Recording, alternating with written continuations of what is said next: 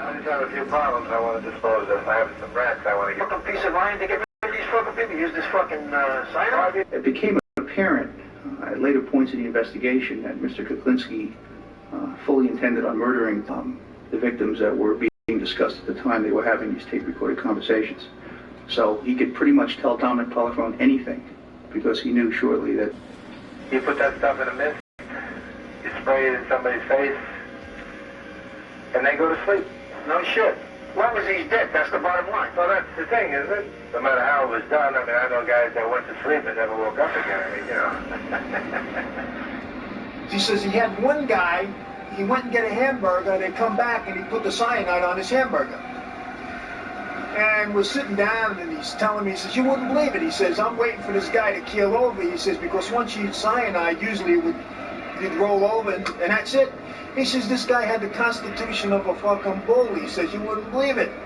He says he wouldn't die. And we're both laughing about this. And I'm saying in the back of my mind, I said, holy God. I said, look at this. I said, what kind of person is this? I said to myself right there, I said, you better cover your butt. I said, because you just don't know with this guy. And he'd be kidding about it, and I'd be laughing. In the back of my mind, I'm saying, this is the devil. No question about it, this is the devil.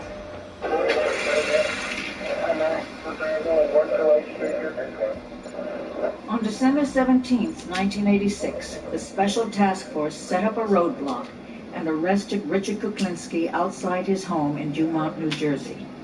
They felt they had all the evidence they needed for a conviction.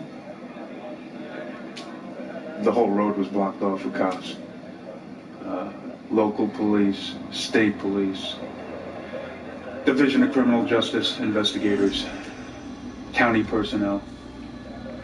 There was no place for him to go. So he stopped his car.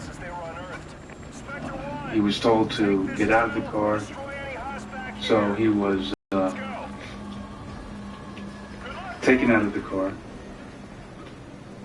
And he was placed face down on the street in a position where we thought we were safe. And then I handcuffed him. That guy's big. I did everything I could to get one click on the handcuffs. And later on, I tried to put leg irons on him, and there's no way they would go on. They just wouldn't go on. Law enforcement authorities have arrested one of the most notorious contract killers in state history. A self-employed Bergen County man is behind bars, charged with 5 murders, and prosecutors are investigating his involvement in dozens more.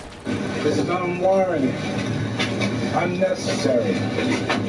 He's got watched too many movies. He is such a cold-blooded killer, they call him the Iceman. After being convicted of 2 murders, he confessed to 2 others in court today. I shot George Malvin 5 times. Louis Masgay on July 1st, 1981. I shot him once in the back of the head. When the judge asked him why he had killed the 2 men, Kuklinski replied, It was due to business. Dominic Poliphone's tapes had nailed Kuklinski, but in court, the Iceman greeted the undercover cop with a smile.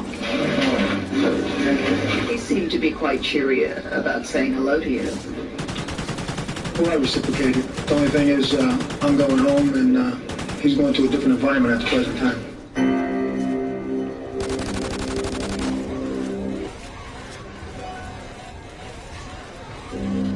It wasn't real to us. We just had a hard time dealing with what was in the press, and I kept saying, no way, and I don't believe it. And then when I actually heard his voice, you know, in court, it was very hard to believe that he talked like that. It was very, very difficult to believe. I've done it always. As far as you've known or heard, there isn't too many things I haven't tried. No matter how it was done, I mean, I know guys that went to sleep and never woke up again. I mean, you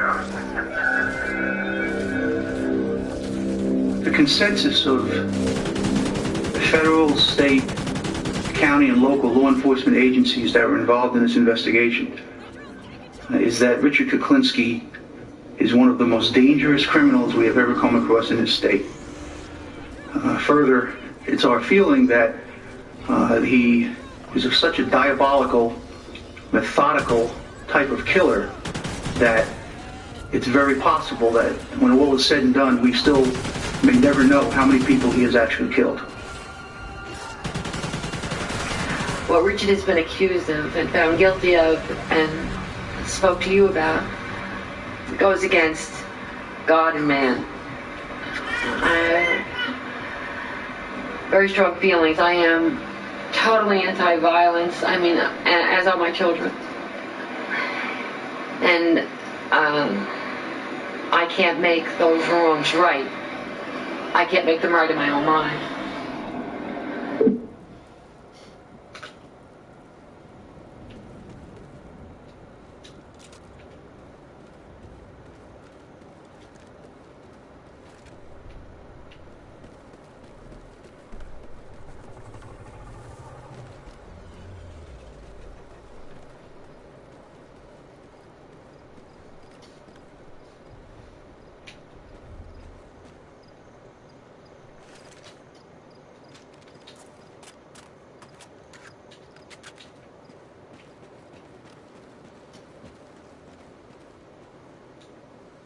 Nice.